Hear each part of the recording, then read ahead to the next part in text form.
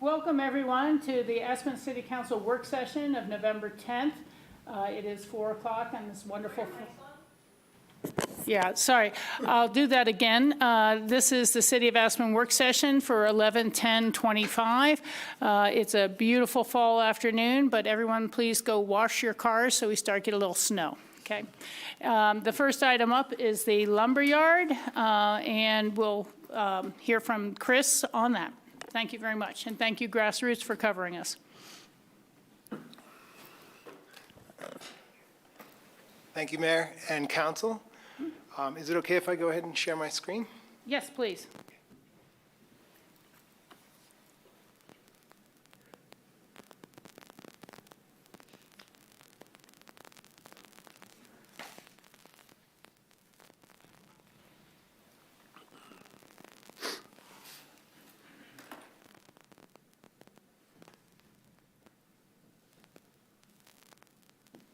All right, there it is.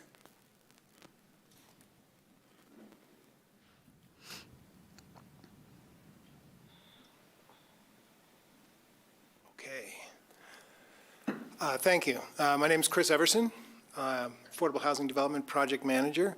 We're here today to talk about the Lumberyard Affordable Housing Development and any lottery priorities that City Council wants to include in the project. We discussed this previously, July 21st, and Council asked us to return with additional information. And I can jump in. Your memo provided some additional background on some of these topics. So the presentation is largely summary level information. We are, of course, under contract with our developer, Gorman and Company. They're making pre-development progress. Our agreement with them provides us until around mid-January to codify any of these priorities.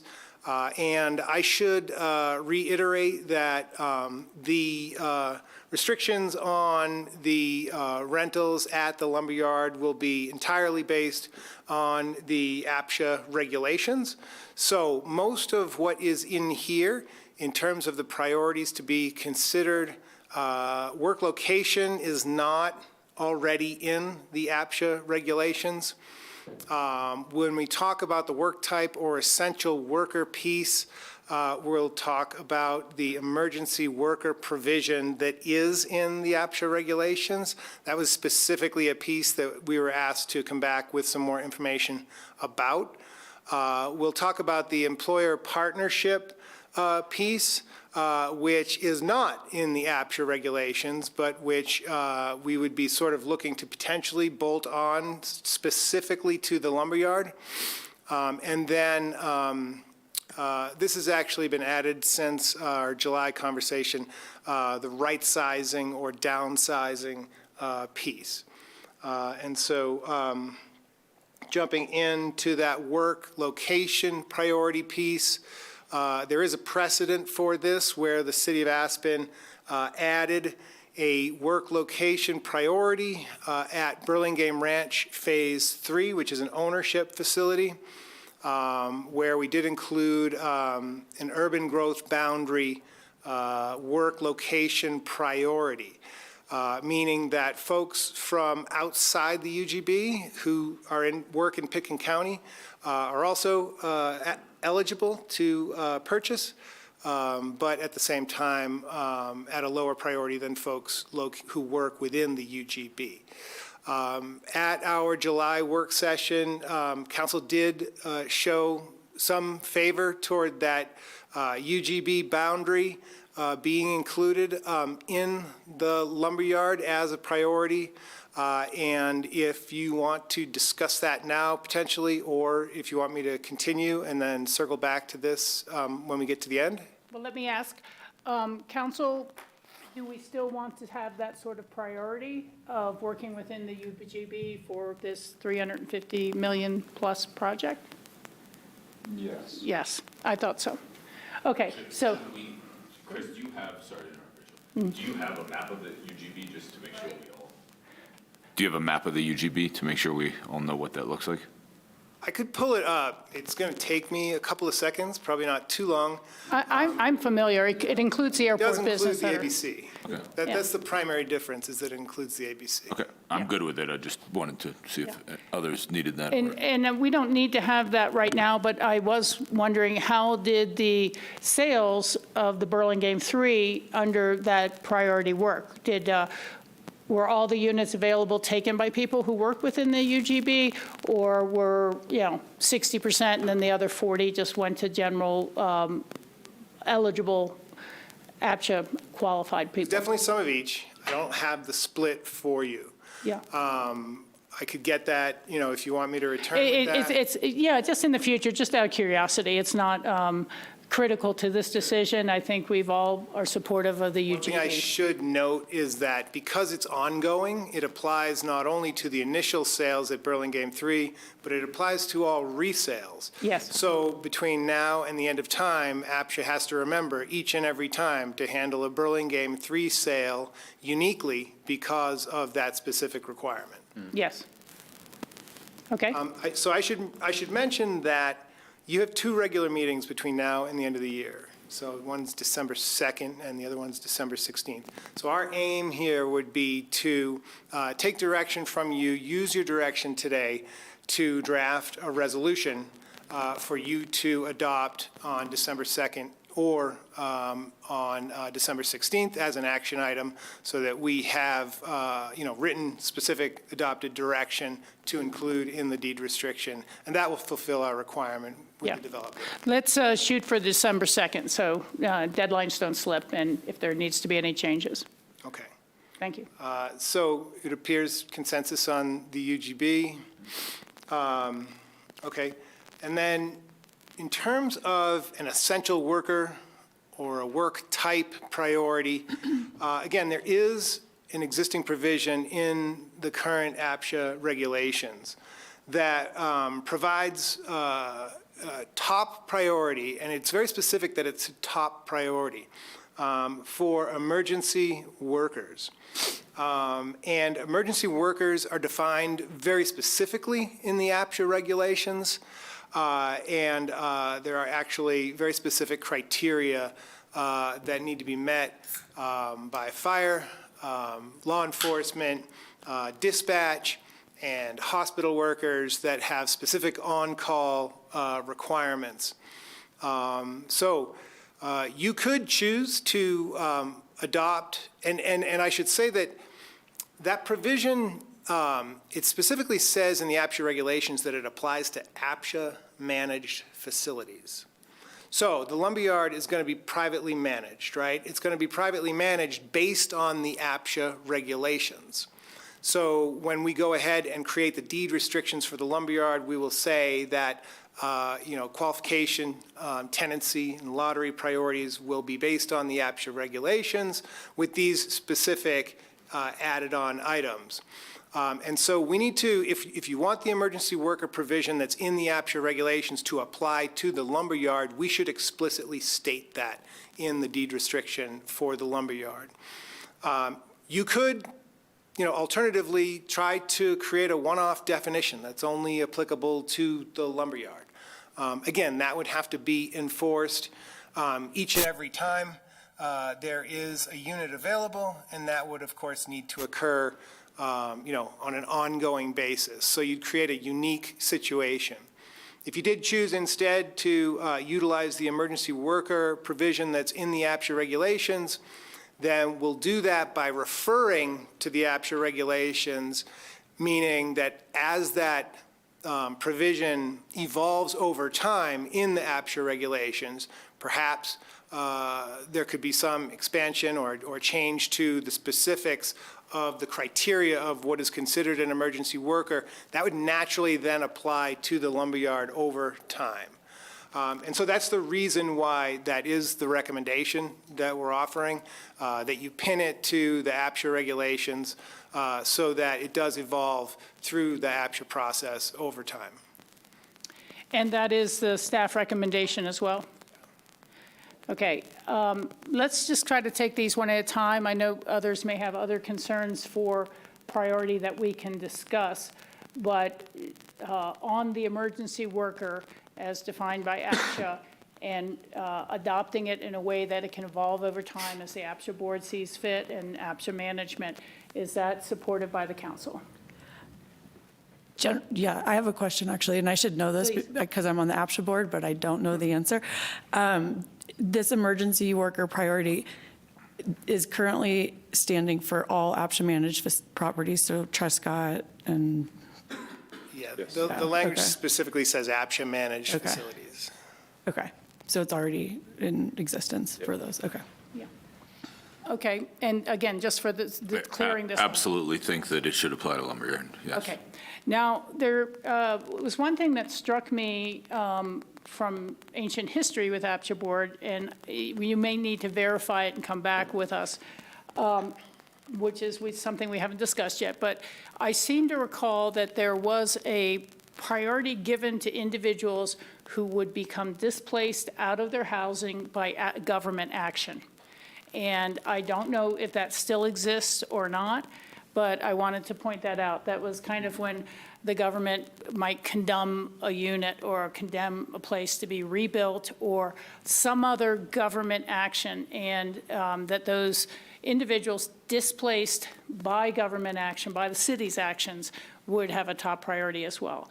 And that is in the APSHA regulations. It's not emergency workers. So I wanted to have a chance to review that and make sure we're either including it or we're not including it. So I did some checking on this, and that is a priority that we've used in the past. And a specific case was when we did the demolition at 802 West Main Street, at the end of Main Street. There was an existing home there where some folks lived. It was city-owned, and the city, demolished the property and then created the new affordable housing that's there. There were people who were living there previously who did move in to the new facilities. So we knew that that priority existed. And, I did check in the 2022 APSHA regulations, it specifically includes that priority.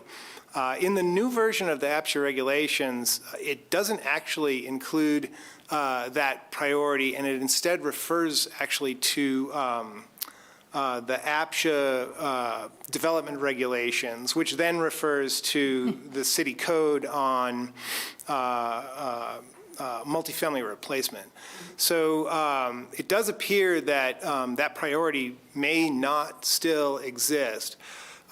Specific to the Lumberyard, we're not redeveloping anything at the Lumberyard right now, right? And so we're not specifically displacing anyone from deed-restricted units.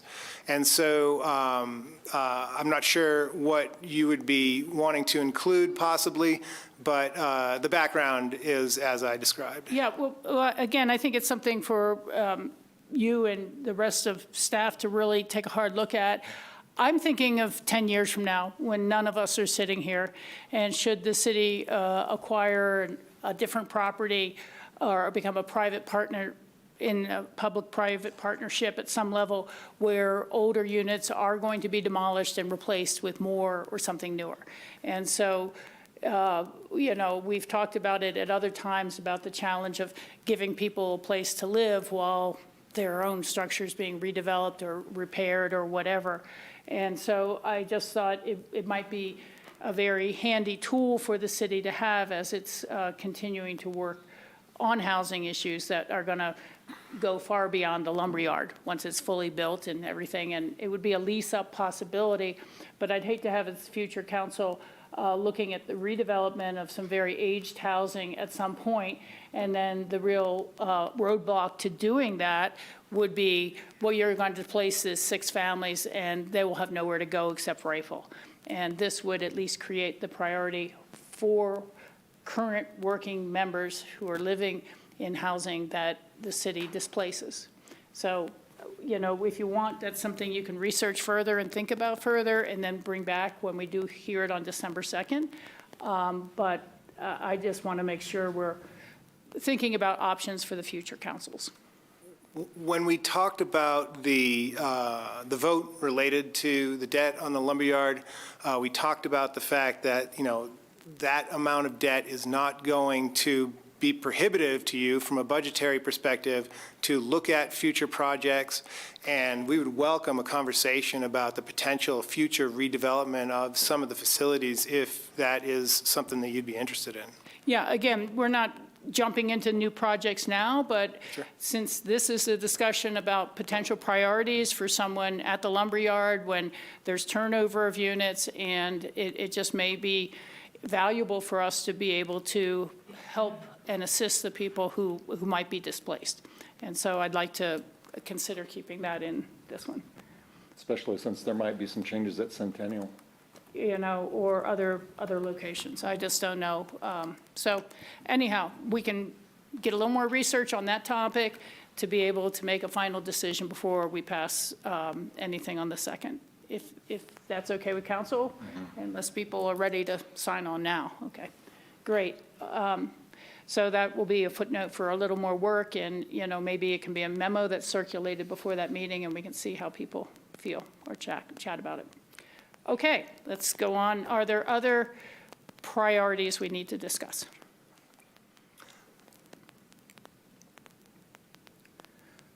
So we talked about the potential for the city to recapture some revenue.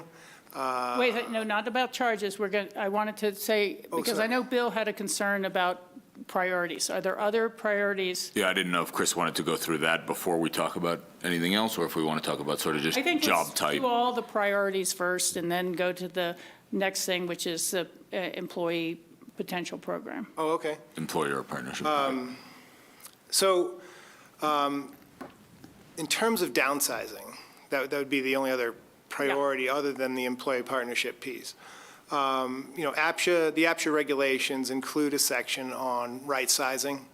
And the APSHA regulations describes a customized process specific to the ownership piece, where if, there is two households, both who are ownership households, who would be better off swapping households, the APSHA regulations describe that process.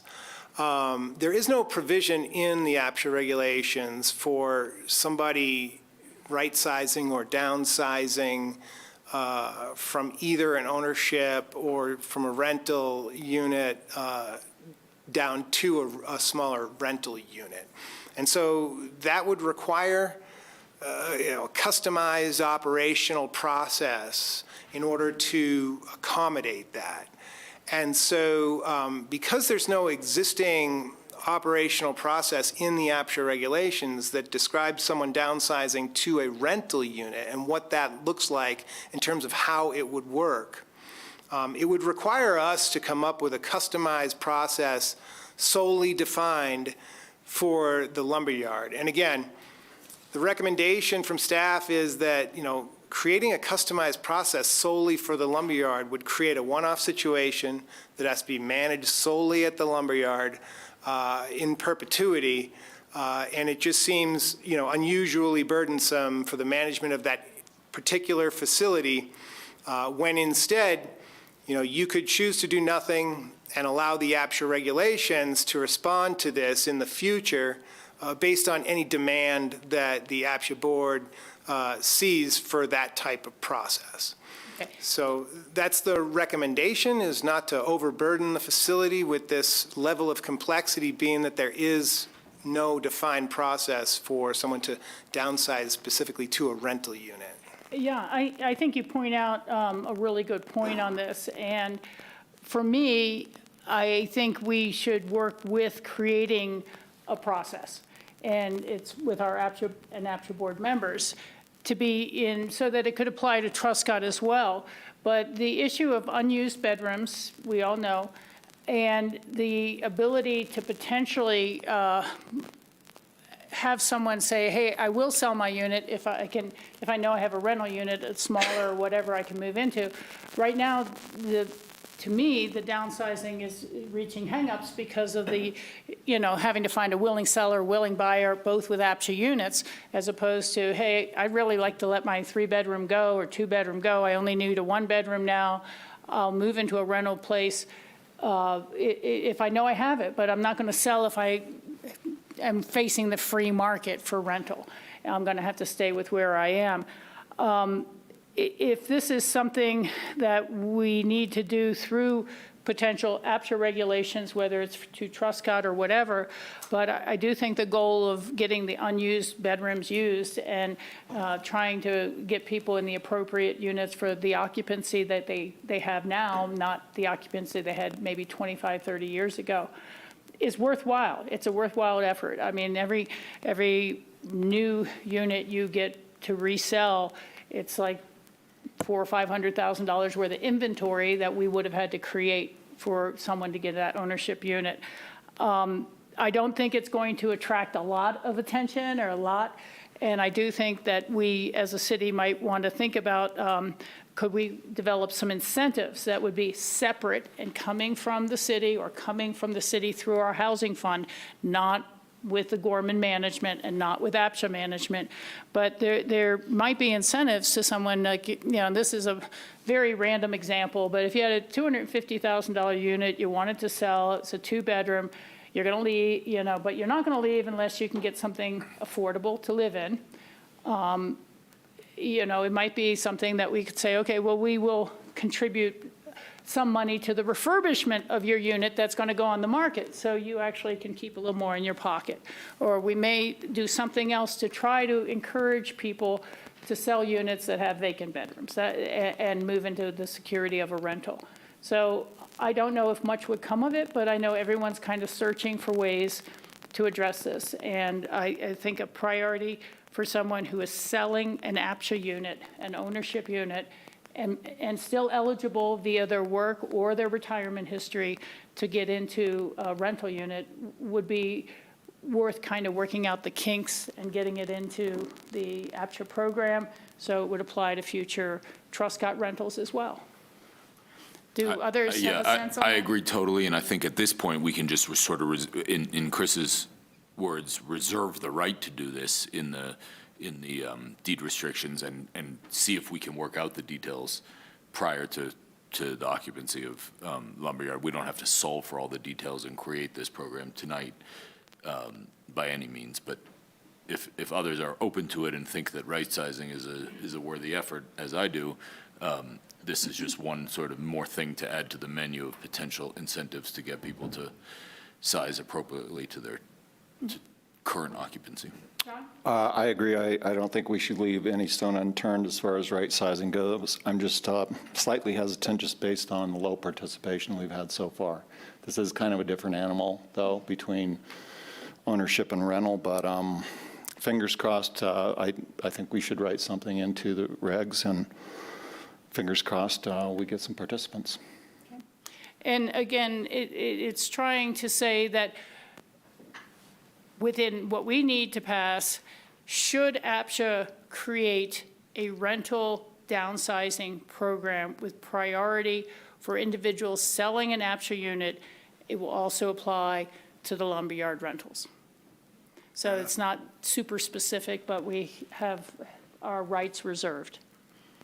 Okay? I think we can do that. Okay.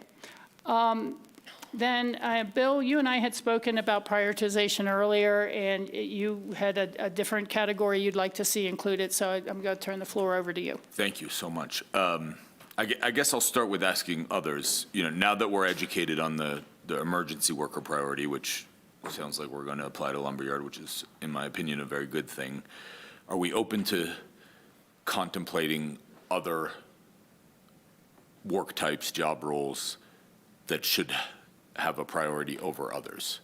What comes to mind to me is educators. And, we've talked about both early childhood education, one of the biggest impediments being housing for educators. Obviously, we're seeing the struggles that the school district is having in requesting bond funding. That has its pros and cons to the approach that they've been forced to take so far. But to me, sort of, emergency workers and educators are two of the most important and noble roles in a community, and ones that I want to make sure are very protected and held as a priority above others. So wanted to see if we should have a conversation, if others are open to talking about further priorities for job roles or not. And if so, then we can discuss it at greater length.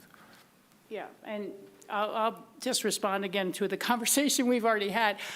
For me, it's not a go. I, again, look at our community having just allocated what will be, if we don't go into a major recession, close to $9 million a year to the school district so they can take care of their own needs and not have impinged on the general priority.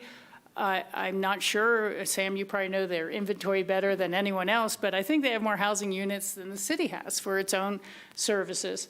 And I think that for me, you'd suddenly have every single, not every unit, but a lot of the units taken up, because you'd be talking about the country day school and all the childcare workers. And we've just now seen a new tax to produce funding that will assist the childcare situation.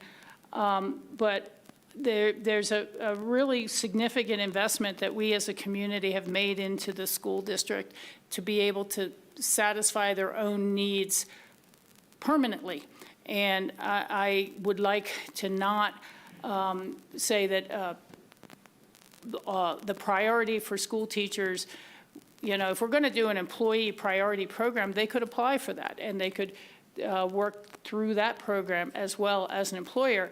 But I think we could prioritize everyone right out of the general economy, the business managers for restaurants and the hotel workers or the grocery store. Or, you know, for me, if I was doing essential jobs, I'd want to house every single postal worker, so I start getting my mail more than twice a week. and you know, there's just an awful lot of, you know, I had thought about, and I mentioned to Pete, and he kind of told me, probably not. Electricians and carpenters and plumbers, should we make job types like that so that we have some people closer to town who aren't coming all the way from Rifle for these sort of services? But I think it gets really complicated. And the one thing that we all should bear in mind is for any of these essential workers, after 4 years, they don't have to work at the same place anymore. They could quit that job and they will have priority for that unit.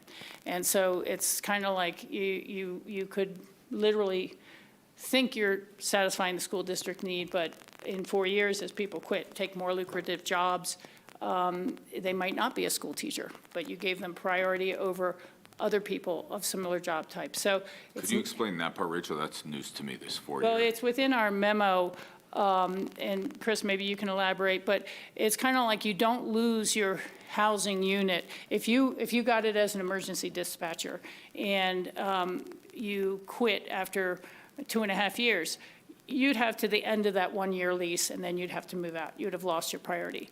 But if you've stayed in that position and stayed in that unit for 4 years, by APSHA regulations, they're considering you grounded, you're part of that community. So you still have to work, but you don't have to work the job that got you in as a priority. And so people kind of get grandfathered into their location and their neighbors. So that's, we'll leave it alone. We got further discussions from my point of view. I mean, I'll leave it alone and see how the rest of the council feels, but I have a hard time, you know, at what point is it CMC teachers? And at what point is it the Wildwood School? And at what point is it the Country Day School? And at what point is it the community school? How many, are we building the teacher housing for the teachers at the expense of $350 million when we're just now allocating and have allocated very significant funds to the school district already? So, others to Bill's request? I appreciate the intention on this, and in theory, want to support the idea as it is alone, but I worry about the door that opens and who considers what is essential. You know, we've talked about journalists being argued essential and everyone that Rachel just mentioned. I wonder if there's a way that we could find a solution for this to work it into the employer priority program so that those organizations, we're not there yet, but that those organizations can apply for priority as an essential worker through that, so that it's not ranking them from the get-go, but that we're allowing them to kind of all enter a lottery together. Yeah. That has more equity for me. I also appreciate the idea of housing all the teachers, but I am aware that a lot of the teachers have been housed recently. There's a building right next door to where I work that was sold to the school district, I think 8 units, I believe, on Main Street. Anyway, I do believe that the school district is, especially with their recently passed ballot issues, that they're focused on housing and providing it for the school district. So until they ask us for more money, I'm going to trust that they're on the right path. Yeah, thank you.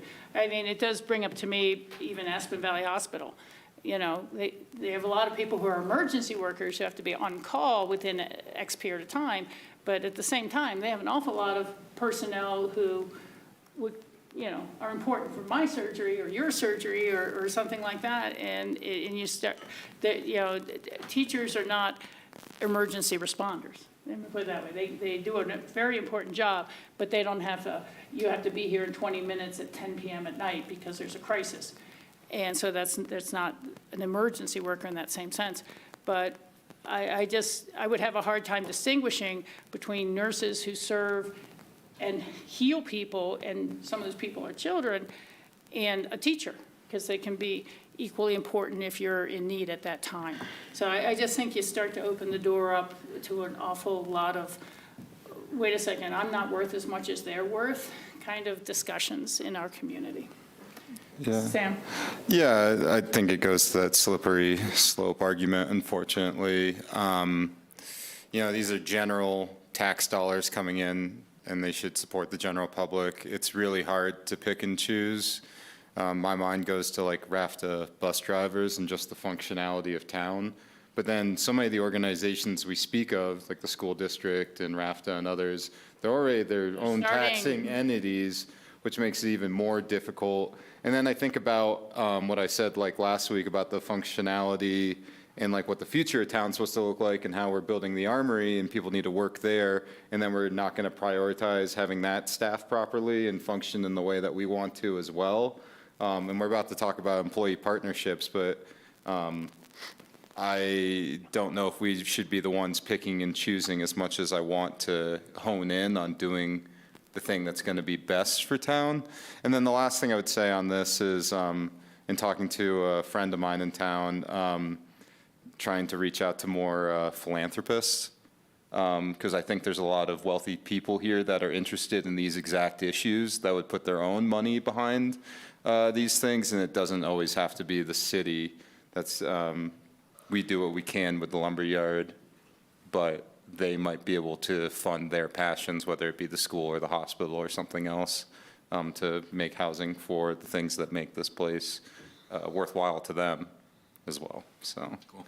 Thanks for discussing. Okay, very good. So that will go by the wayside, although there may be some other opportunities, both for their teachers to plain apply as an applicant and potentially through the EPPE program, which we will be discussing next.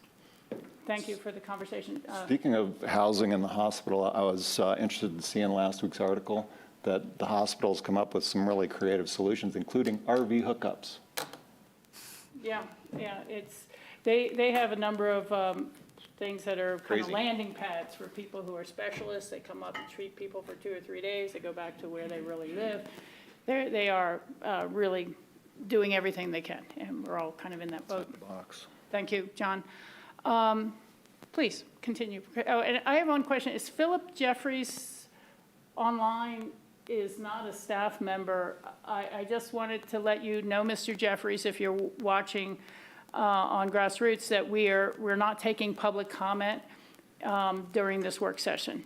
We will have public comment at the beginning of our regular meeting tomorrow night, Tuesday night at 5 p.m., but we are not interactive for this work session. Thank you. So the employer partnership program would provide council with an opportunity to create agreements with interested local area employers who are willing to pay a fee above and beyond the rent to move their employees to the front of the line for a priority at the lumberyard. And so, like Bill mentioned, we can include a decision in the deed restriction to include this as a priority, and then we can later work out how exactly the program is going to work. What's unique is that we should include a cap on the number of units so that we can ensure that there will be plenty of units available for the public at large who qualify, so that we're not taking up all the units with employers who are able to pay for that priority. So if we do, at this time, decide to include a priority at the lumberyard for the employer partnership program, we would need to work out a lot of details, but we would have some time to do it. Throughout the course of 2026 and 2027, we would aim to conduct employer outreach, to work through the program details, the operational sequence, how it would work exactly, terms and conditions, and a fee structure for billing that we could include in those agreements. And then we could aim to create specific city employer agreements, and those folks could subscribe their workers to those priorities based on the cap that you would put in place. And, we talked about anywhere from, 10%, around 30 units. We kind of have arrived at a recommendation of around 50 units, actually, because that would still leave plenty of units available for the remainder of the community, for small employers who can't afford to pay for this priority.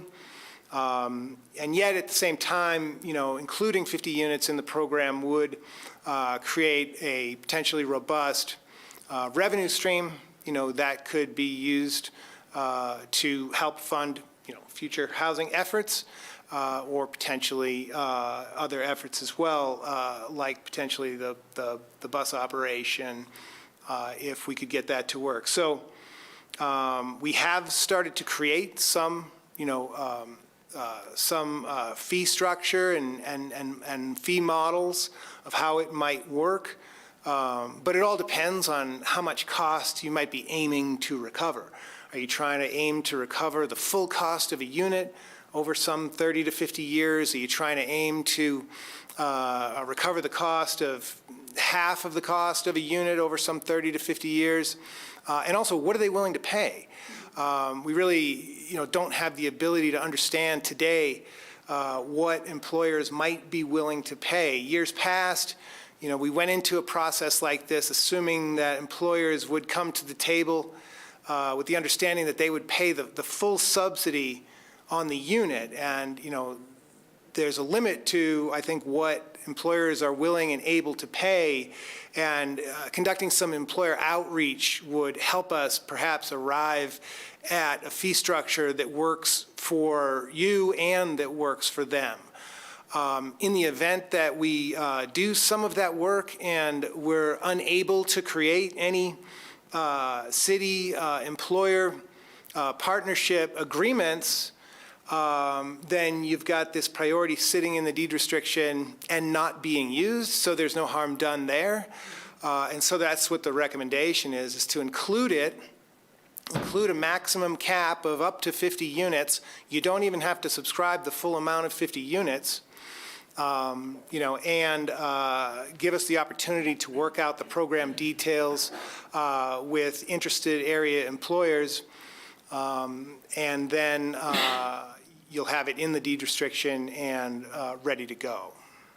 Thank you, Chris. And so to be entirely clear, in case it didn't seem to be said unsaid, The APTRA guidelines for income and occupancy would still prevail. Absolutely. You know, so it's not as if someone's getting a priority to put a high-paid employee in a unit inappropriately or anything like that.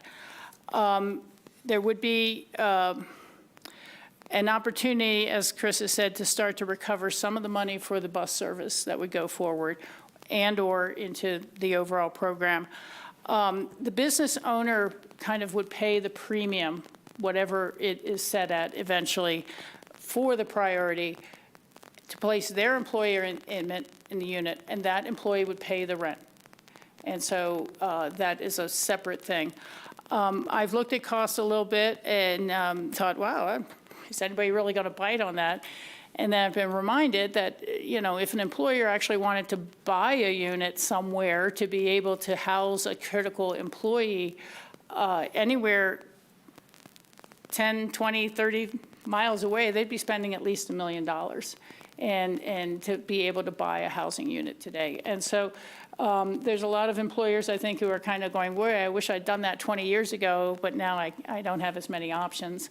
And I think that being able to create that at a very small percentage of the total number of units is important to kind of the financial solvency of the amenities we want to offer at this project. So I'm supportive of moving forward with this, even as we continue to work it out. I think it is important because we have an awful lot of employers who are on a 3-year or 5-year lease at best. And so they're not going to invest in buying a unit when they don't even know if they're going to get a lease renewal in 3 to 5 years. But this might assist them with keeping their business going at this point in time. So I'm supportive of moving forward with this program. And again, I think we have more time to work out what the actual cost sensitivity is within the business community and, you know, how many uptakes we have on it and go from there. But that's just kind of my overall comments on this, and then I'll let it go and see how others feel about having a program like this. Yeah, I mean, I want to say, like, qualify this by saying, like, if the council disagreed with me, I'm not going to be upset about it, but I'm not a huge fan of this.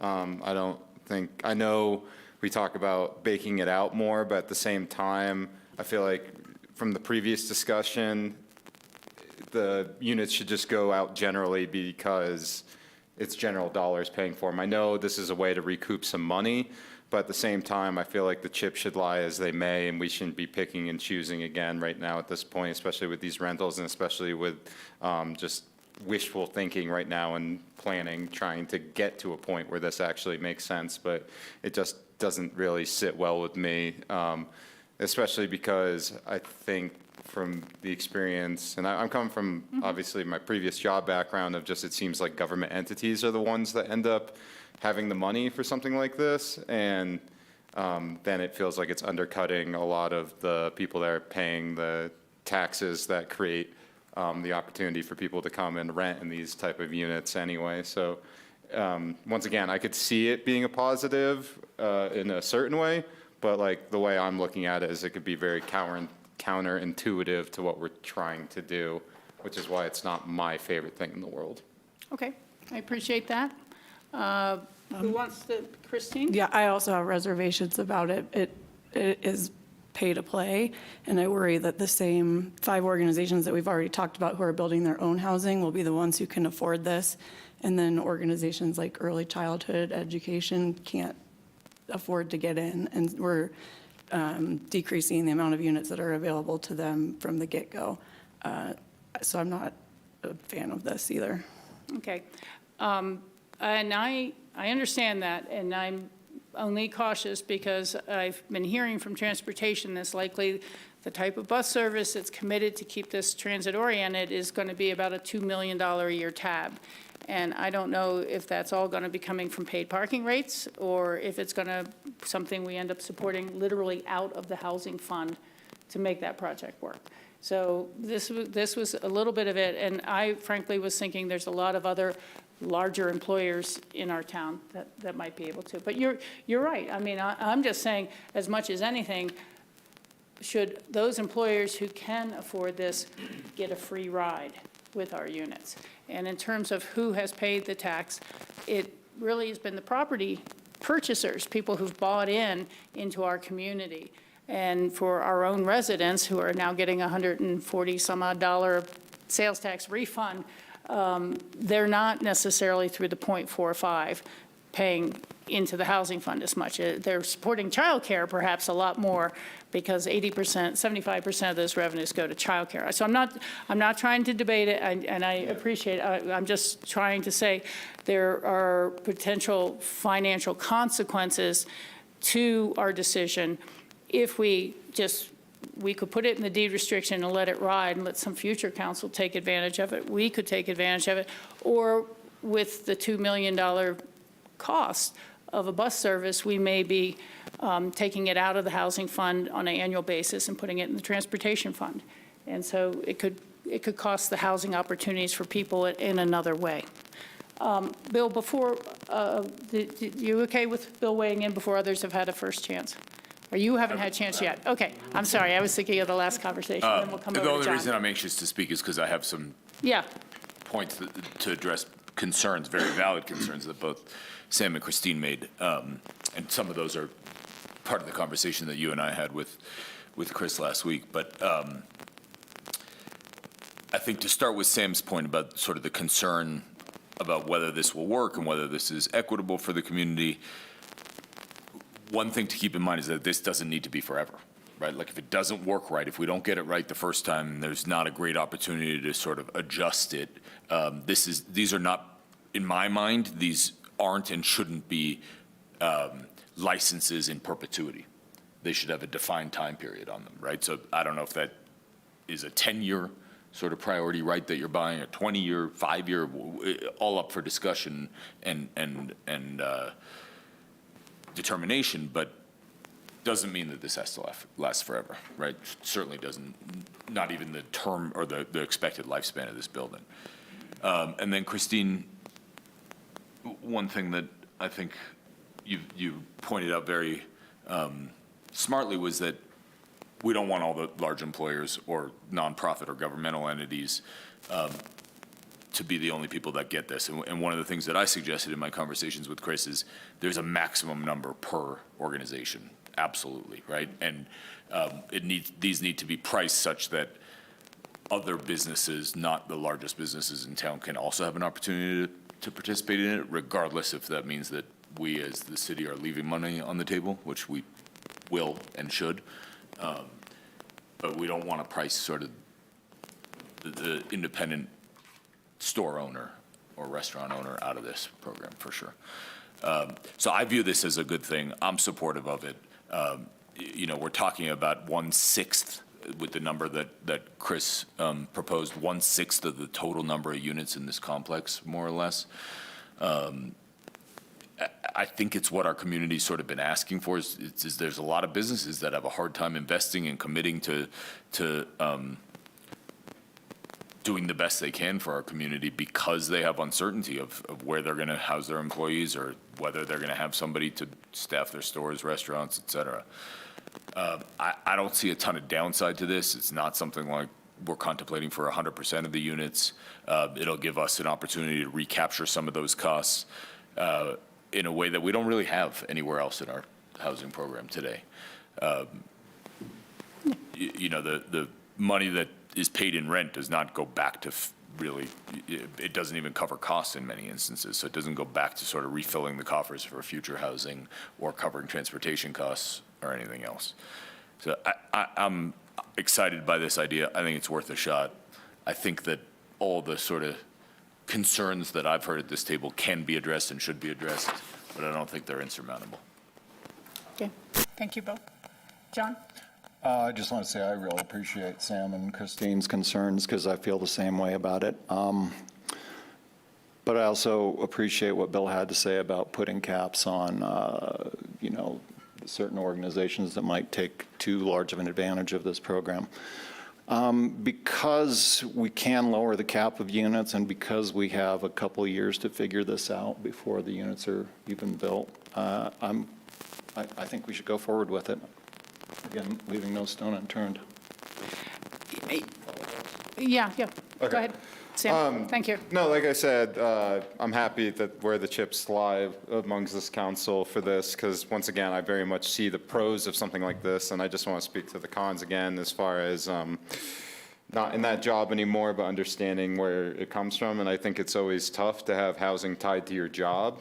That is of grave concern. I think, and correct me if I'm wrong, Chris, but I feel like as far as City of Aspen building housing has gone, the only tied to job scenario we've really had is to City of Aspen employees when they're those owned units, but not really anything else. So think about all the things that could go wrong in your job, and having to not have to quit because you could lose your housing because of it is really tough.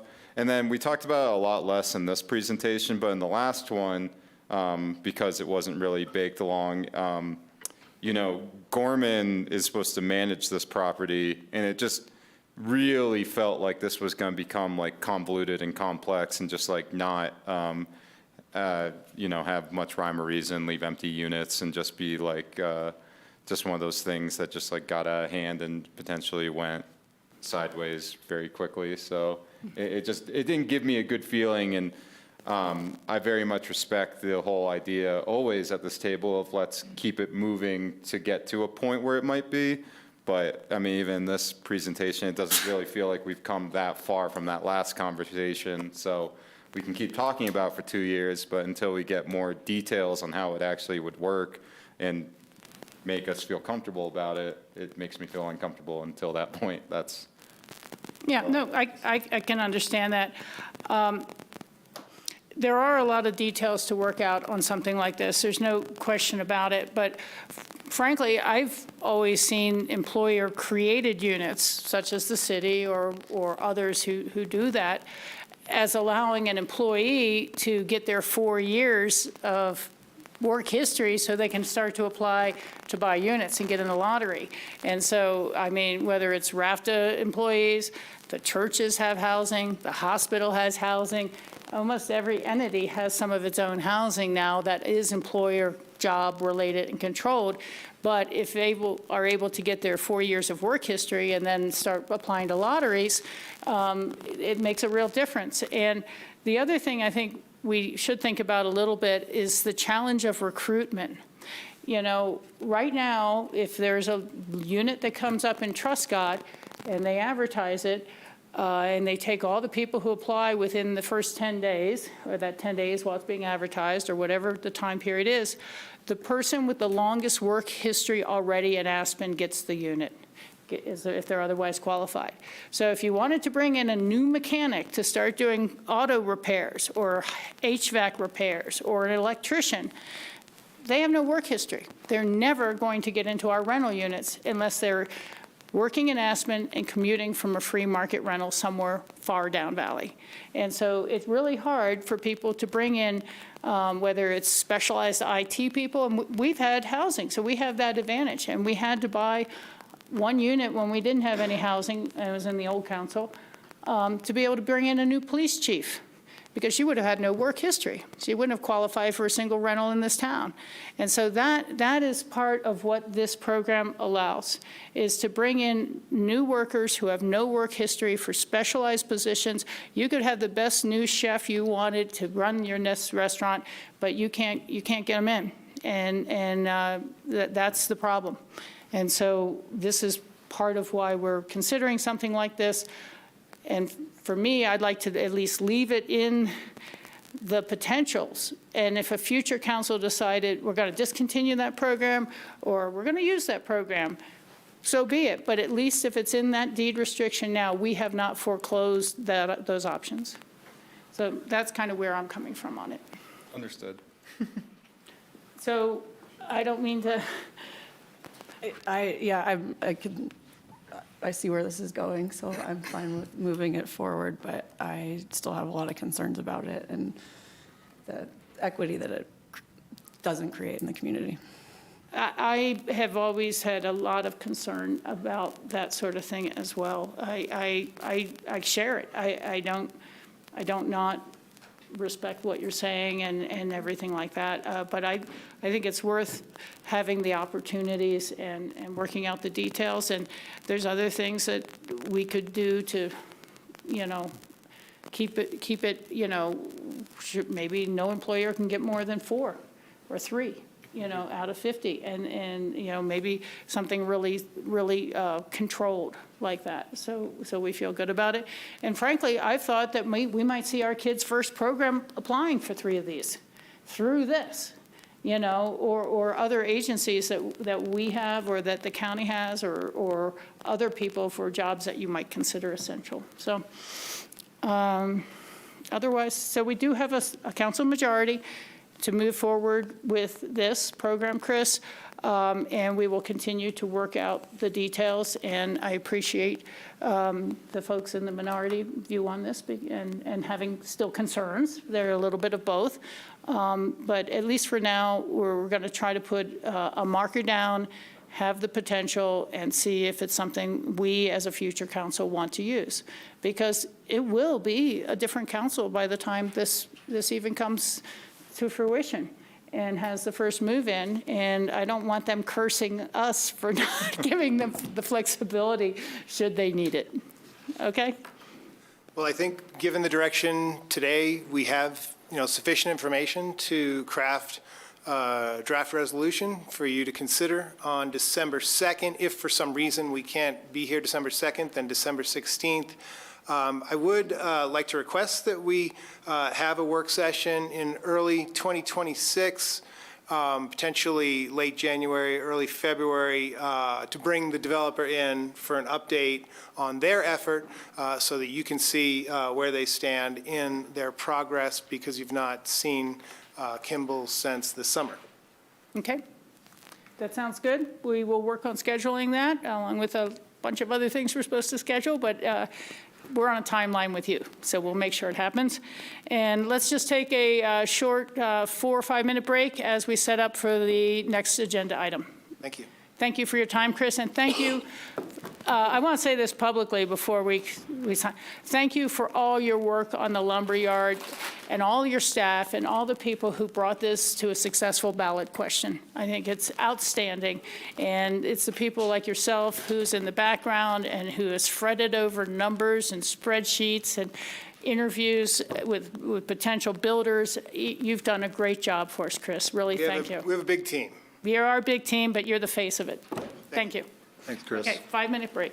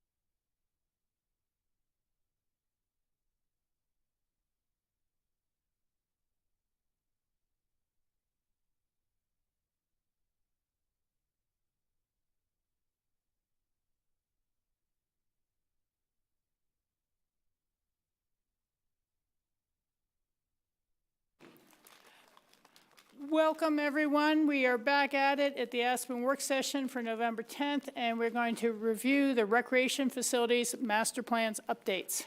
So please introduce yourself for the public record and take it away. Great. Thank you, Council and Mayor Rachel Richards. My name is Scott Chisholm, Director of Business Services, and I've got a few folks with me this evening. To my right, Desiree Whitehead, our Director of Recreation. To my left, Mira Tyson, who is Managing Director with Perkins & Will, part of the architectural and planning team that has been working with the city for a few different years on this effort. And of course, Austin Weiss, over on the left side of the room, right for the council, who's our Parks and Recreation Director. We wanted to spend a little bit of time this evening to tell you where we are since we were last in front of council back in late 2022, specific to our recreation facilities master plan. Of course, we've had a little bit of a pause, so to speak, but since we finished our 2024 business plan, our recreation business plan, we have engaged with our architectural and planning team again to develop some concepts. What you're going to see this evening is some concepts related to ideas of what we could do with the Aspen Recreation Center. Really two primary questions that we're hoping to get council direction this evening, which is how and if we want to plan and develop expansion concepts for the Aspen Recreation Center, and somewhat related to that, should we be considering what the future is at the Aspen Ice Garden for an in-town sheet of ice. So as you are seeing and hearing what we have to show you, please consider how we are working to address community recreation opportunities within Aspen. So with that, I'm going to turn it over to Desiree. Yes, thank you guys for having us tonight. So just a quick kind of overview. We're just going to give you a quick history of recreation facilities, just a summarize of the 2022 master plan conversation that we had with you guys, with some of you were not, that you were new. You have had a changeover.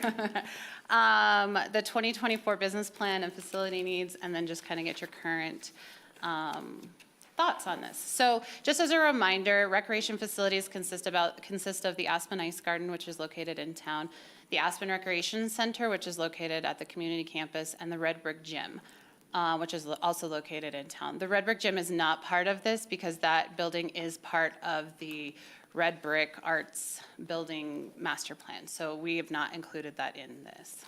And the same with Truscott Golf Course and tennis courts are not in this plan?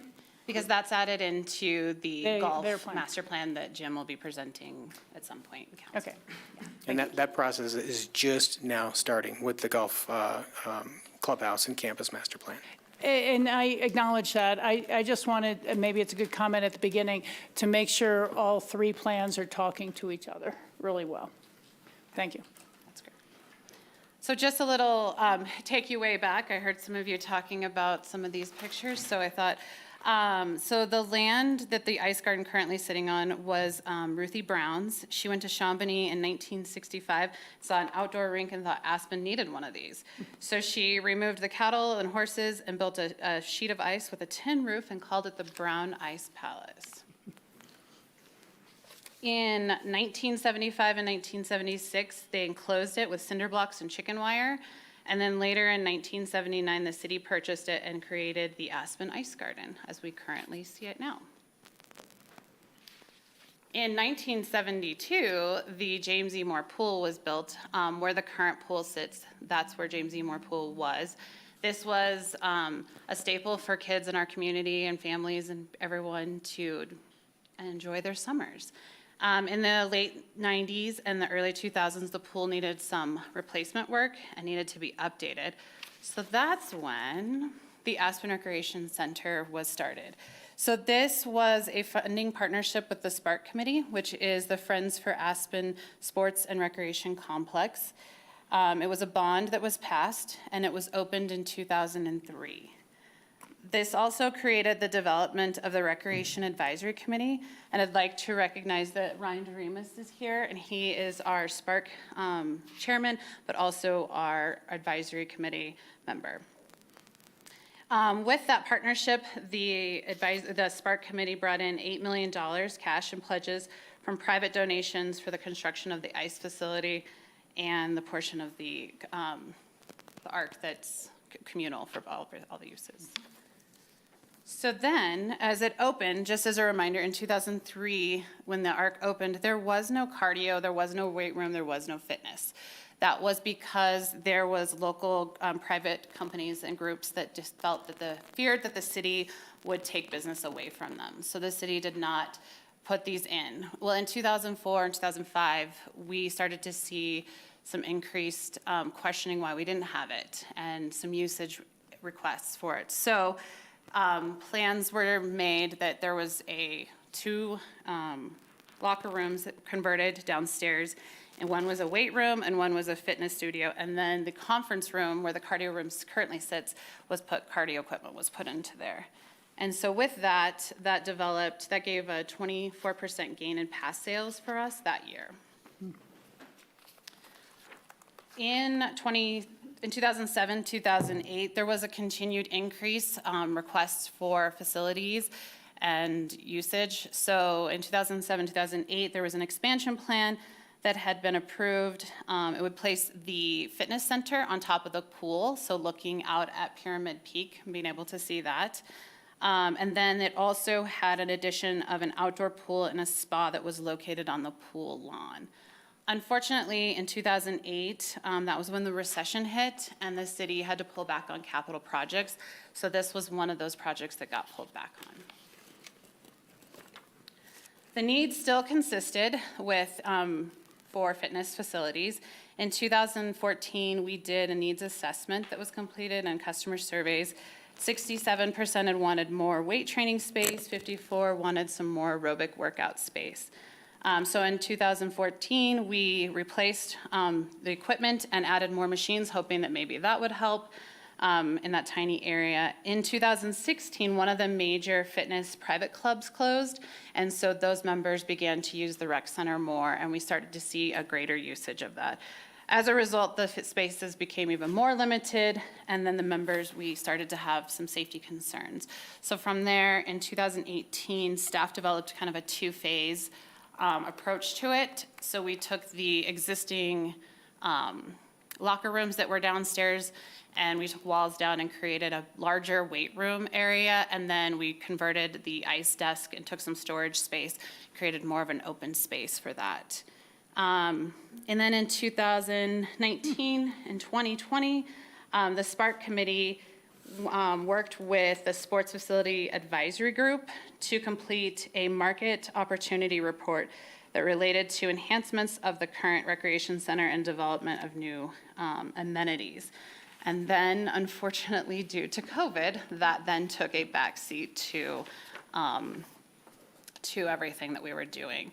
So in 2021, the city decided to create a more formalized master plan. And so we went out to RFP, and we chose Rowland and Broughton, and then Perkin and Wills came on board as our design team. So the parts that we did, the process that we went through was discovery, big ideas. We came to council, and then we're kind of where we're at currently. So through the discovery process, we used all of the documents and all the things that had been through the years, all of the old plans, all of the needs assessments, business plans, really to talk about what we do. In 22, we presented the 2 big ideas. So the first master plan idea being that the ice garden stays currently in its location, subgrade parking, housing, potentially doing different things like that, then adding out at the ARC, the gymnasium, a fitness addition, outdoor spray grounds, aquatics, and that. The second option was to actually take the 2 sheets of ice, it would be out at the ARC, with an expansion of a gymnasium and a fitness addition.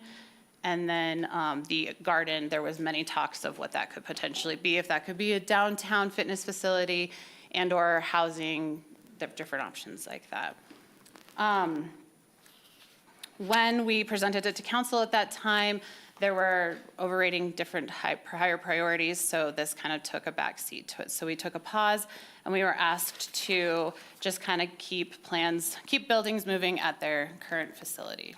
So as you've seen over the last couple of years, we've had some bigger capital maintenance plan projects that we have been doing. So replacement of the ammonia refrigeration system at the AIG, and the ARC replastering of the pool and drain systems that'll happen this spring. There's always more projects when you start opening up old buildings. So of course, these are just a few. But as we kind of look, so given that direction, we pursued the maintenance projects, and the master plan kind of took a back seat while we implemented these projects and kind of assessed what we would do next and how we would move forward. Also, just to kind of mention too that these conversations of the 2 sheets of ice are still kind of happening behind the scenes with the Spark group too. So just recognizing that they still have an interest in those 2 sheets of ice and will. So now moving into 25 with our concepts. As we moved into this, we really looked at our 2024 business plan and the top priorities of investment that we heard from our community survey that was completed. The top priorities were the adult fitness and wellness programs, adult biking, community events, and water fitness and lap swims. Can you elaborate, just for me to understand, what do we mean by wellness programs? Because I tend to think of Aspen Valley Hospital as doing a lot of wellness programs, and so are So they wellness can mean, physical, or are they just? Yeah, they can mean physical, personal training, fitness classes, wellness classes, different things like that. Mostly fitness and wellness can be a plethora of personal training, physical. We're more looking at like the physical part of that and keeping people active and moving. Okay, thank you for that. It wasn't blood sugar. No, I mean, or we could how to lose definitely. weight, or, I mean, you're letting the hospital deal with those. Yeah. We're looking at more like offering, what can we offer community, growing, aging community? Can we offer, walking classes? Can we offer, passive recreation classes like sewing, different things that people like to do that aren't necessarily, Pickleball. yeah, there you have it. Okay, All of the above. thank you. So we took kind of our top 3 indoor priorities, community priorities, which is the fitness and wellness, adult fitness and wellness, community events and spaces, and really the senior programming. So one of the things in our business plan that came up was that by 2038, the need for multi-purpose facilities is going to increase because we're actually, based off of what our consultant says, our 55 plus will grow 40%. And so for us, we need to start to think about what that looks like for our facilities and how we can put our priorities and our programming in that. So with that, we took some recommendations and looked at the ARC, more specifically at the building and additions and renovations of that multi-use place, and looking at what it would do to if we added a gymnasium with a walking track around it, updated health and wellness center fitness areas, and then some Group X work areas. One of the points that came out of our discussion with the previous council was that we should be, any kind of change to our facilities should not necessarily trigger additional staff. So tying back into the previous conversation just a little while ago, the kind of spaces that we are looking at or that you're going to see now, we think will allow us to provide programming without having to do major increases into our current staffing levels. Okay. Thank you for that. And with this 25, we really focused on expanding at the ARC with this expansion, which you'll see, more so because it fits in line with our business plan and our priorities that the community is needing.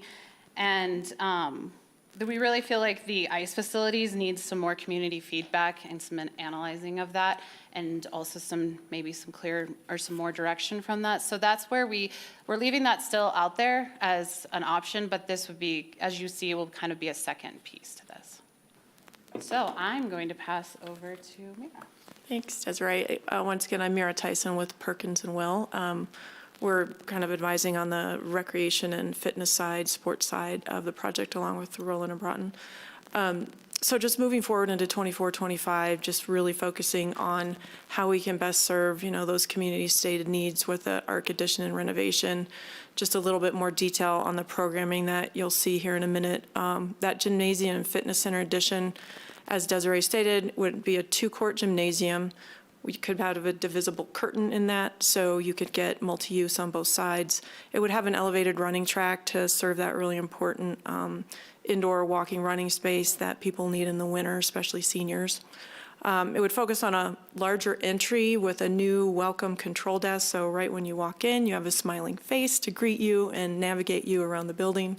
Additional office spaces to kind of take on some of the crowded nature that some recreation centers have seen over the years as programs have grown and staff has grown, and so that need is there for increased office space.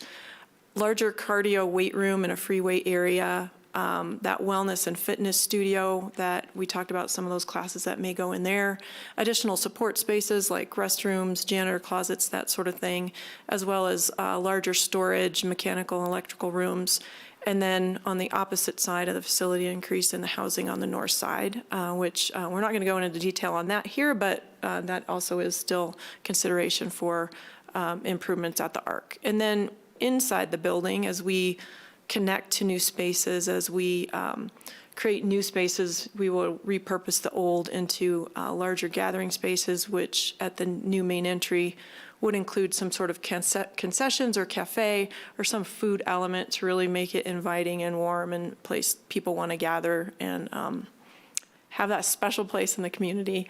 And then also enhancing the youth areas, and then additional community meeting and gathering spaces within the existing ARC as well.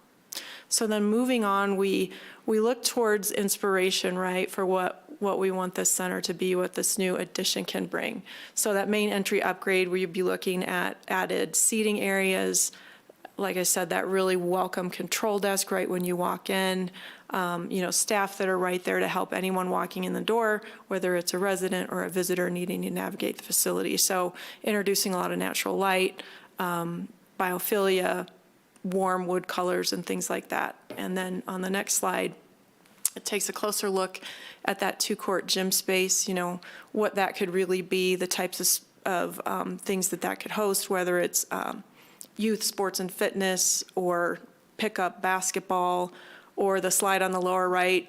It's kind of a romper room time for little kids, and one kid has a little pom-pom hat on, so a nice place to be in the winter where it's warm, where people can bring their kids if they need a place to run around and get some energy out. So that's kind of the thought on that space that is really highly flexible, highly usable, can also be a great revenue source for things like craft fairs or other community events that could be held in that space to serve that community need for gathering and events. And then on the next slide, a couple of inspiration images for really re-energizing that weight cardio area, bringing in natural light, creating greater opportunities for free weights, for all kinds of just fitness and exercise for people in the community, taking advantage of the views.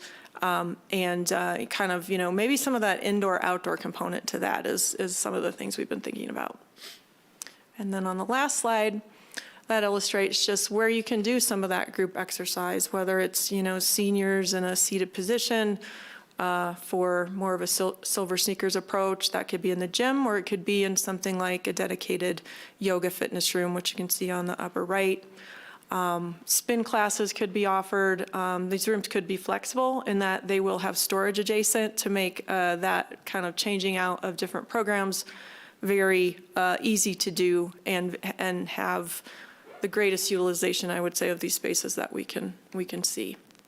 And then just turning to the actual master plan update for an addition, what we had looked at is an addition on that southwest side, or corner, I should say, kind of right in the front of the building. The addition would connect to your existing entry, your existing main entry. And this is going to become more clear as we go through the axonometrics I think we provided you. But what this addition would allow is the Nordic Trail to keep where it is, and we would span across it with a bridge of sorts to a new addition that would occur on that southwest corner. We know there's a low headroom condition there, so as we would explore the actual architecture of the building, we know that that is something we'd have to pay close attention to on the landscape and civil engineering side of things. The expansion would displace the rotary shelter. Bless you. And we would look to create a new location for that rotary shelter so it could still have views of playing fields and things that, was originally intended to have. So that's just a quick overview of where that footprint would land on what we're currently thinking. And then as we move through some of the axonometrics, I'll kind of explain what you're seeing there. So your main entry would stay at the same level, this upper level, and we would extend that gable form to provide in yellow a new entry, a new central control desk that would then link to the left, if you will, as you're walking in, to what would become a new addition. So you would walk in, see that control desk, whether you want to go to the fitness center on the left or keep going into the main existing building straight, you have the opportunity in this kind of central knuckle, if you will, the building that we would create. Going to the left in the pink, there would be new admin offices in a central location. The fitness studio is in green. That is where you could have yoga, you could have dance, you could really make it a multi-purpose fitness space. You could also bring spin bikes in there and do something like that in that studio. Continuing on down into the other green space that's labeled cardio fitness, there you could find a lot of your cardio, maybe some of your selectorized weights. We don't have that kind of thing programmed. It's just really looking at larger massing, larger spaces, really understanding how to enhance that fitness, wellness, aspect that the community is saying they really need. And then in the blue at the same level, that's where you get your 2-lane walking track, which goes around the perimeter of a 2-court gym below. There could be opportunity for an outdoor patio as well as stretching areas adjacent to the walking track. Going over into the existing building, we would repurpose, the cafe concession space in pink. That could become sort of an extension of that welcoming kind of gathering community area in the front of the building, and then just highlighting the entry to the youth center. So some of those display spaces we would need to work through exactly, what those look like as gathering spaces, but that's all part of the plan as it gets reworked throughout the building. And then on the next slide, I'll just go through those. So then the next level below, this is, you're coming over the bridge, you're going down an elevator and a stair to get to what is effectively the gym court level. So the wood court of the gym. And then at this level, we'd have free weights and support spaces like restrooms, which would include a gender neutral kind of private restroom, storage, and things of that nature. And then on the next level below, that's your basement level. So it's the same level as your current ice sheet. There's a great opportunity for a lot more storage, which could be not only for the building, but it could also serve storage needs that you might have for your exterior fields or any kind of equipment like that. The mechanical area, again, just a space allocation for where we might need additional air handling units, basically utilities coming into this building as well as HVAC.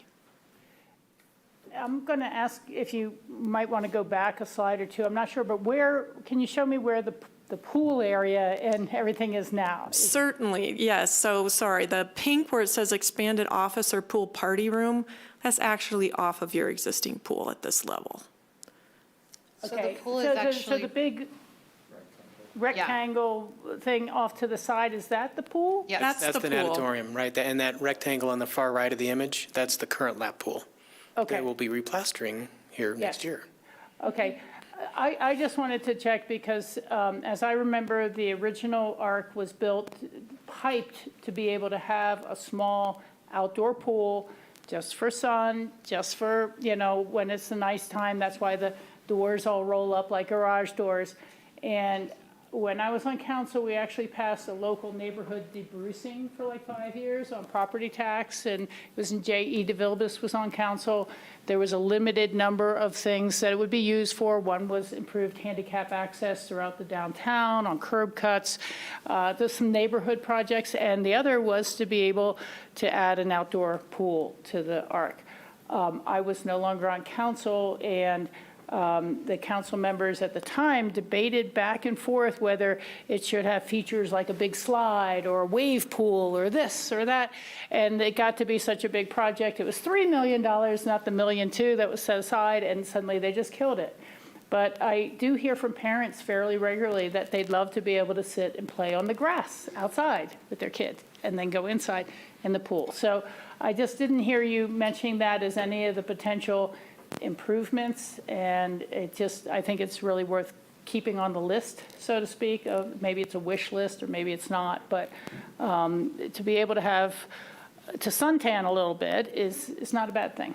Right, so that what you see here does not change Okay. that current lawn space, doesn't change the natatorium or the relationship between the indoor and the outdoor space there. Nice. And it also doesn't affect the ability in the future to develop a outdoor pool area of whatever type.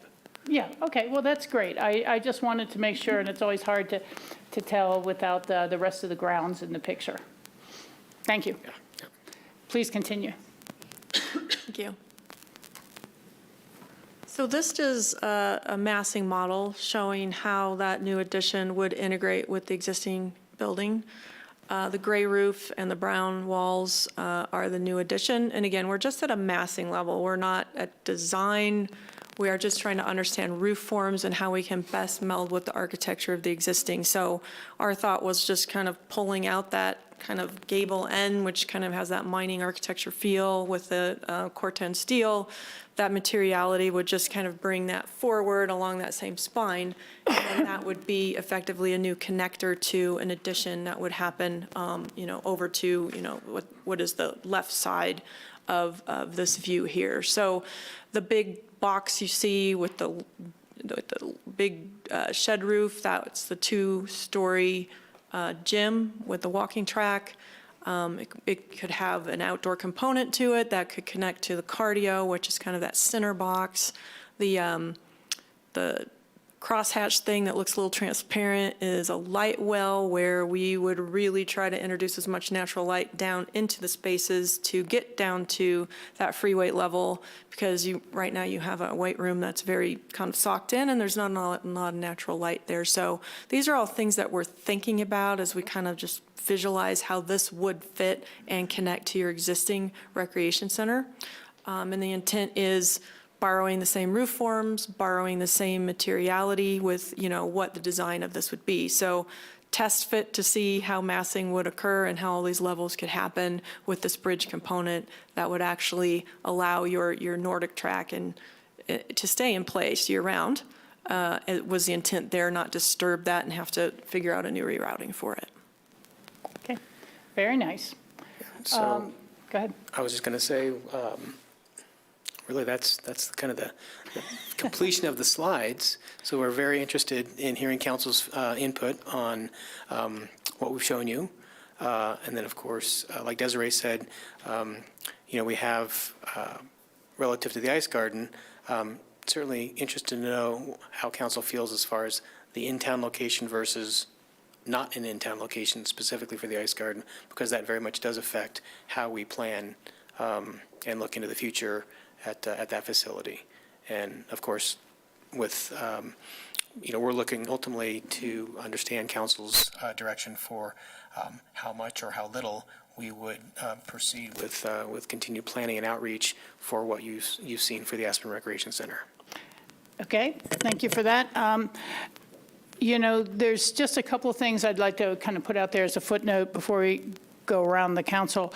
I was just told by Pete maybe a week or 10 days ago that the Aspen School District has sent us a letter. They really no longer want to allow any city recreation programs to use their gymnasium. So that's kind of the end of adult basketball indoors at their gymnasium. It seems to be a security issue or concern, people staying in after it's closed or something like that. I really don't understand it, but we've had a partnership with them for decades for indoor recreation in the winter and basketball, and that's, changes a little of the dynamic about whether we need indoor gymnasium space. So just wanted to put that out there in case others had not heard that.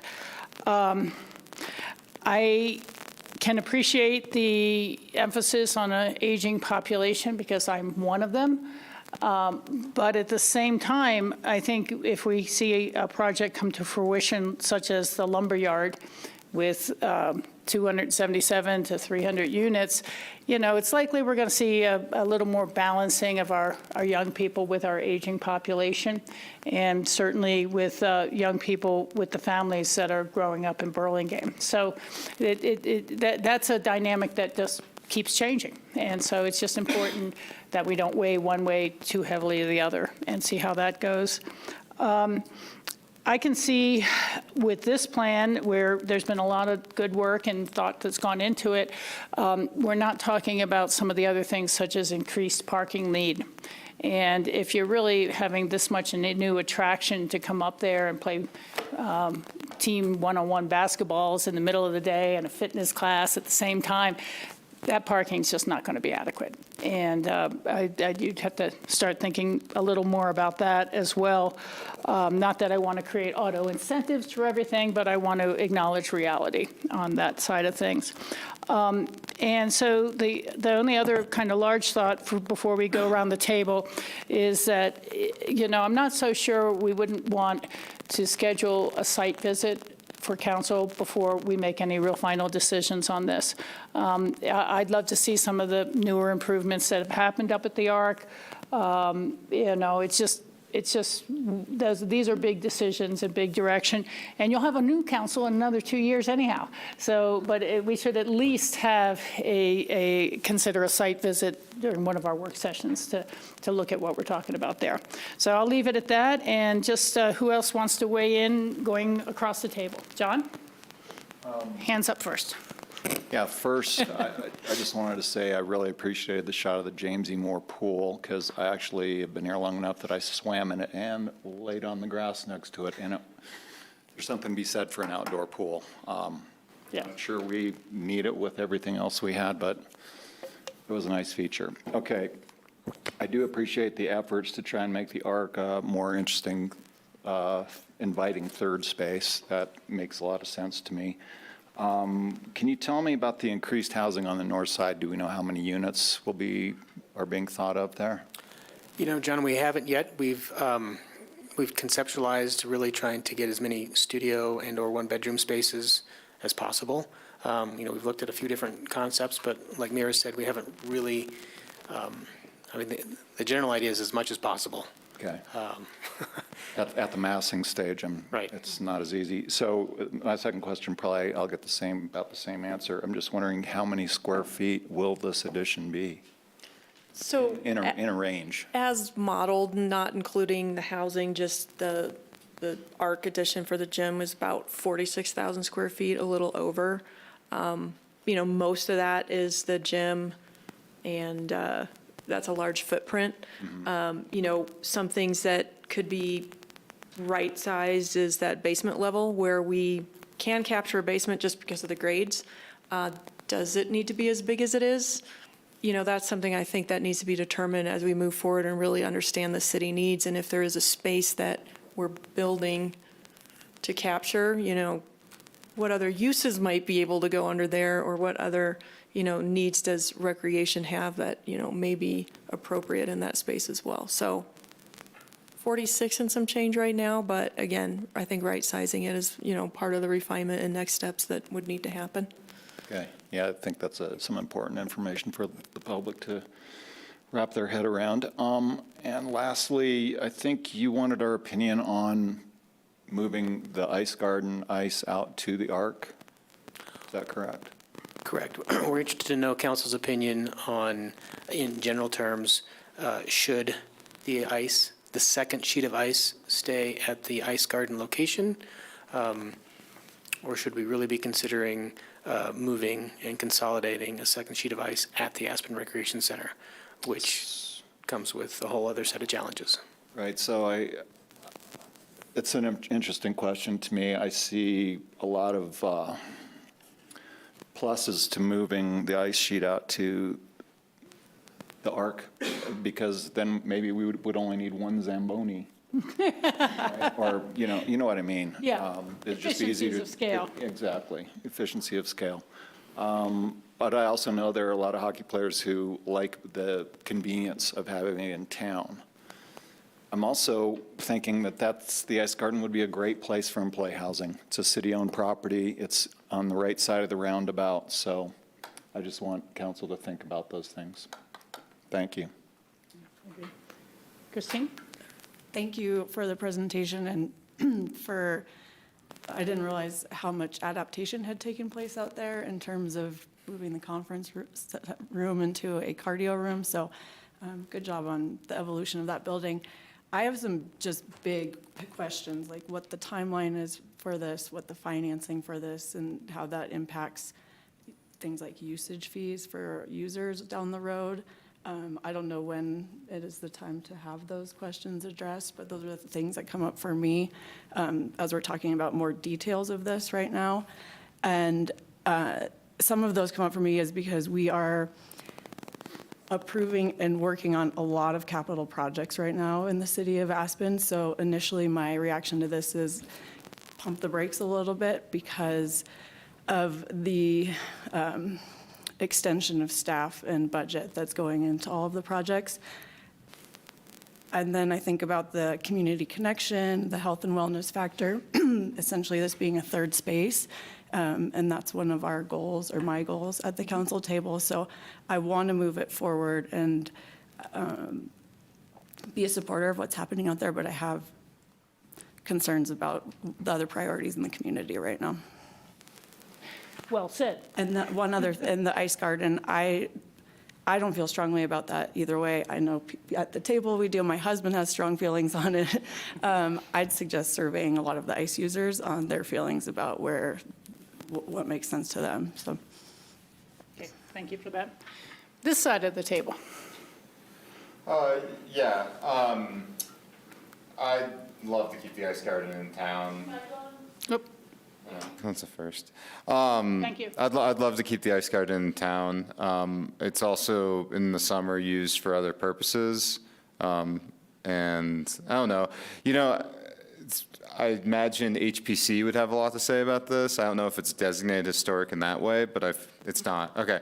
But like, it just feels like people would have strong opinions about like having that be gone, especially since it feels like such a unique aspect to Aspen over there. And then as far as the plans that you guys brought forward, I think they do look great. And to Christine's point and the city manager comments, yeah, just not at this time right now, but I do think you're heading in a very interesting direction. I think the mayor is 100% correct about parking expansion there.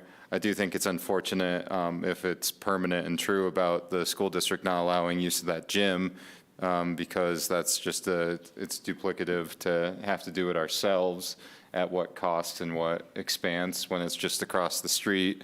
So, and God, I would have so much more. But the other thing is when you do plan to get around to it in the same vein of earlier, I imagine there's a philanthropist out there who's very passionate about something like this and would want to donate large chunks of money to make something like this happen at some point. But definitely does not feel like a now thing, but I really appreciate the work and the trend that we're heading. Thank you, Sam. Bill?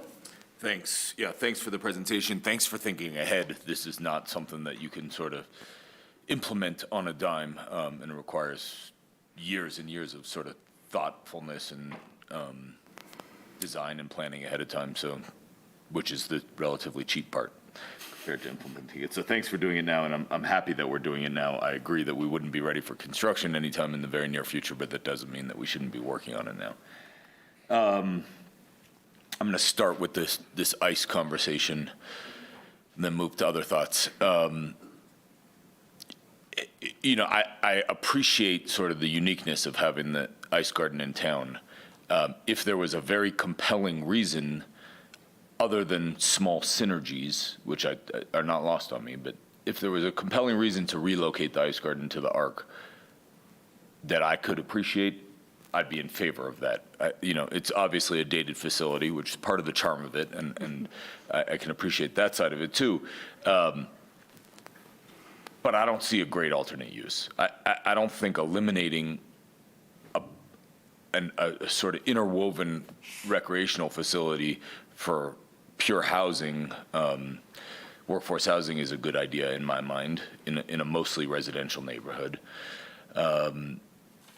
I think it's something unique, and if it was to be replaced with something, in my mind, it would have to be a recreation facility, and I just don't see anything that is more useful in that location than the ice. So I think ultimately, despite all the shortcomings of the ice garden, I don't see a better use for it, personally. Rachel mentioned parking at the Arc. I think we're already short on parking there. We don't have a good overflow solution. Anything additional and incremental we do certainly needs to come with more parking capacity, in my perspective. All right, so that brings me to, like, what should we do with this incremental capacity at the Arc? I think a lot of the things you presented are great. This walking track, I have a visceral no reaction to. You know, Aspen is an outdoors first community. I have a hard time believing this is a greatly demanded amenity here. We have all the right equipment to be able to walk outside 24/7, 365. I don't think that this is something that we should be spending time and money on. I think there's better uses for the space. I appreciate that you're combining it with this gymnasium, but I think not having it actually gives us more flexibility for other uses in that same space. And to me, those other uses are like, I don't really hear tremendous demand for the gymnasium type of space. I understand it can be flexible. I understand there's this potential loss of space with the school district. I hope we can rectify that, because I don't think that's a good thing. And I think they should allow those uses for the broader community. But what I do hear a lot about the needs for is indoor field house type of space. Desperate need for that, right? Our community's kids are not competitive with a lot of field sports, because our seasons are so short and they don't have an opportunity to train out inside like so many other communities do. That's something I hear a lot about, and I would encourage us looking more into. I get the better cardio space and sort of general fitness space, but let's not forget we have a lot of private market solutions for that in this community, and we don't have to replicate everything, right? Like, there's more than one handful worth of gyms and fitness facilities and wellness spaces and fitness classes in our community. We don't have to replicate everything. I get that there's a sort of community or a governmental provided type of use and a private type of use, but we don't have to have full redundancy, in my perspective. I also want to put a nod to this outdoor pool idea. I think that would be excellent. Both for kids and adults. I think we've sort of got some of the infrastructure in place, like Rachel mentioned, and a space designated for it, and let's build that out. And I think that is a good complement to what's there already. And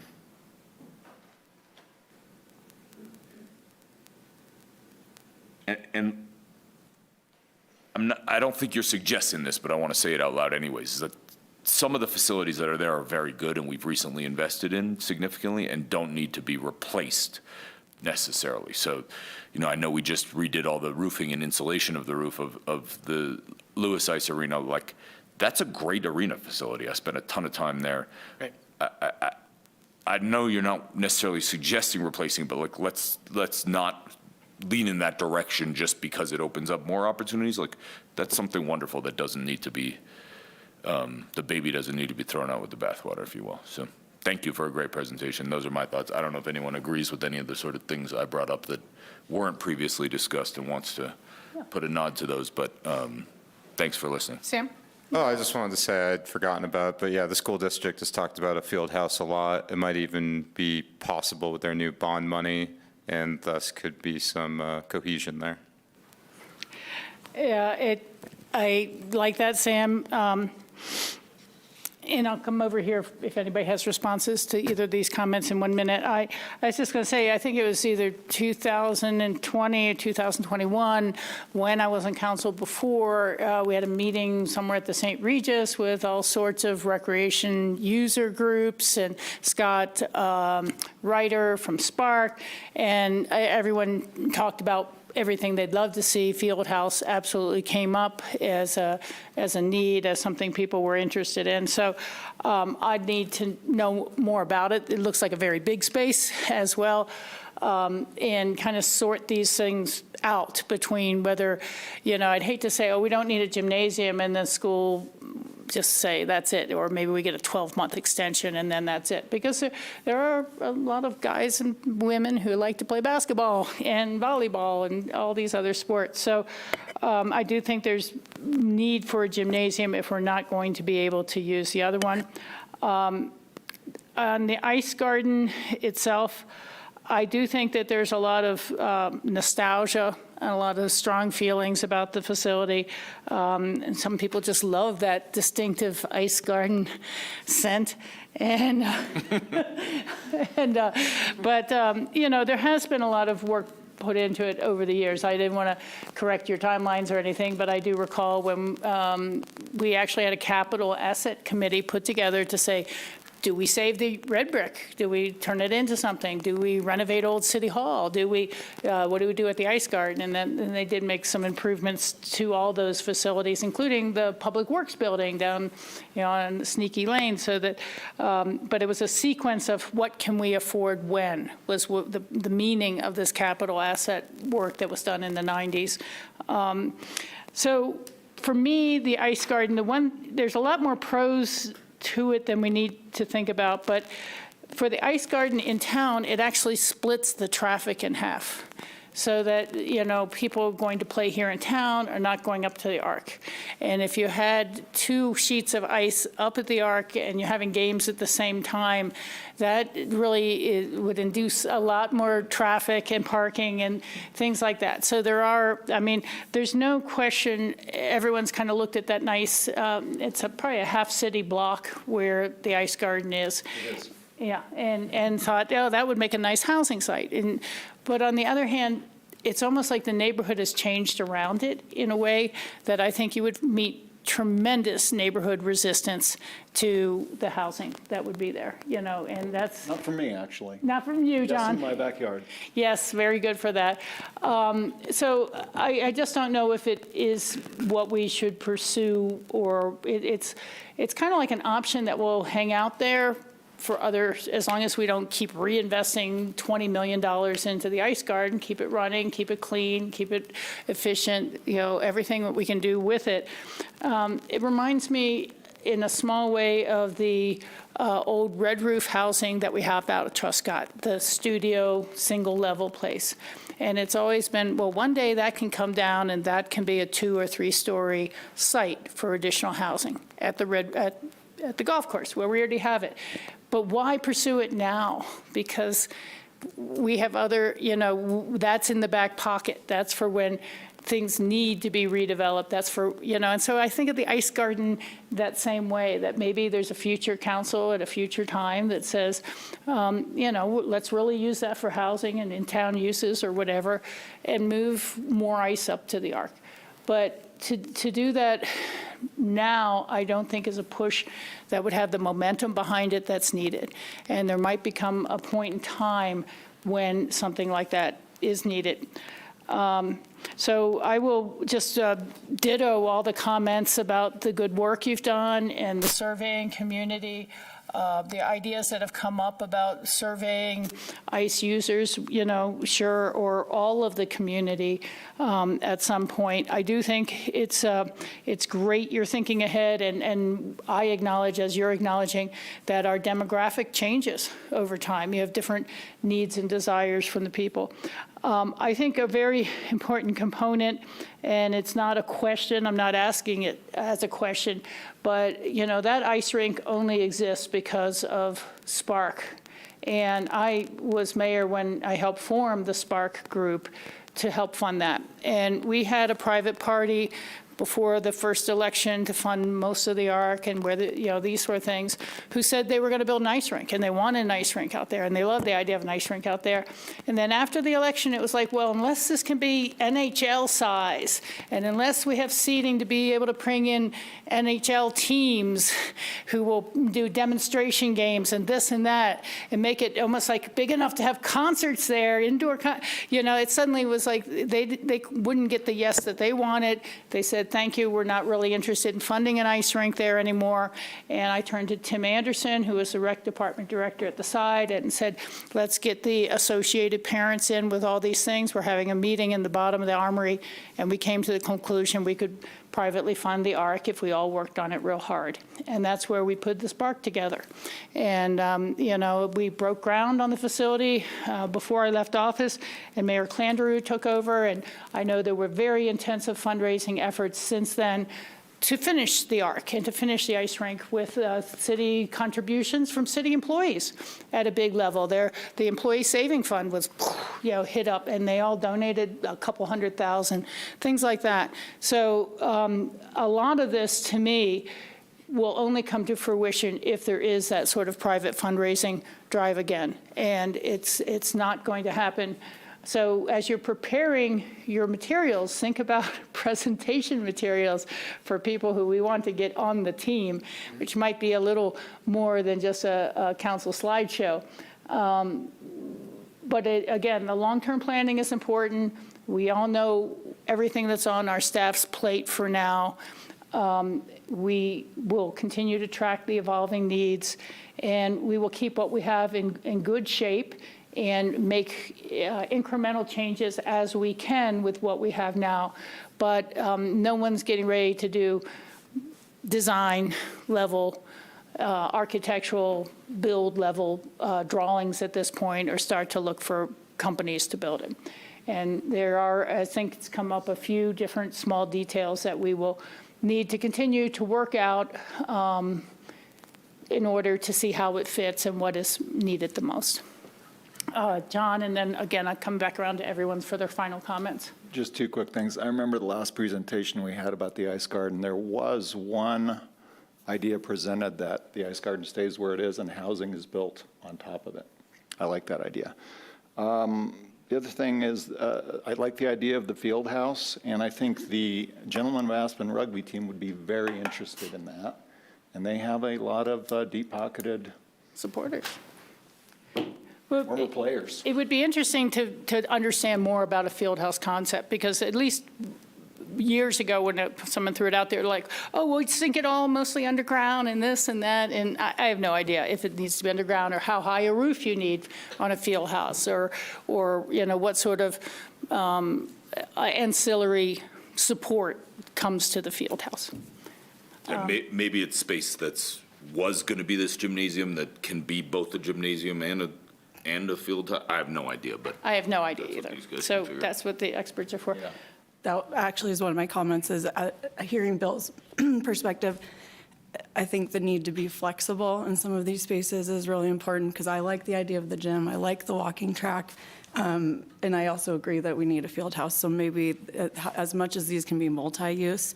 And in terms of private spaces and private gym space, I do think that we are losing a larger number of those, or the price point in those private spaces is not something that most people in the community can reach.